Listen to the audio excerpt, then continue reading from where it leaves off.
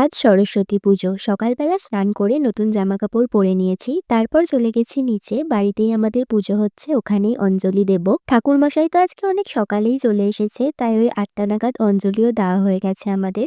এরপর চরণামৃত খেয়ে সরস্বতী পুজো স্পেশাল খিচুড়ি আর বেগুনি খেয়ে নিলাম। তারপর তো তাড়াহুড়ো করে রেডি হয়ে গেছি। আজকে তো আমরা ভেবেছিলাম 12:30টার মধ্যেই বেরোতে হবে, আর একদম আমি টাইমের মধ্যেই রেডি। তো আমরা প্রথমেই কলেজে গেলাম। কলেজে তো আজ প্রচন্ড ভিড়ও হয়েছিল। সবাই মিলে আজ ডিসাইড করা হয়েছে যে কোলাঘাট যাবে। তো সেই মতো কোলাঘাটে চলে গেছি কলেজ থেকে বেরিয়ে। রাজদীপরা তখনও এসে পৌঁছায়নি, তাই এখানে তো আমি ১০০ কি তারও বেশি ছবি আর ভিডিও করেছি।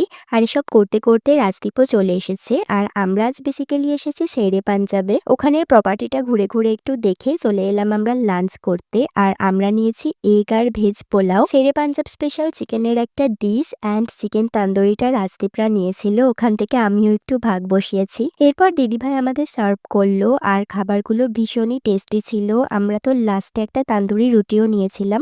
যাই হোক, লাঞ্চ শেষ করতে তো আমাদের এই ৫টার মতো বেজে গেছিল। আর পাশেই ছিল এই সুন্দর মন্দিরটা। এখানে তো ফোন অ্যালাও না, তাই তোমাদের দেখাতে পারলাম না ভেতরটা কতটা সুন্দর। So yeah, that's it for today. বড় ভ্লগে ডিটেলসে তোমরা সব দেখতে পাবে। খুব তাড়াতাড়ি সেটা শেয়ার করব। Stay tuned for that.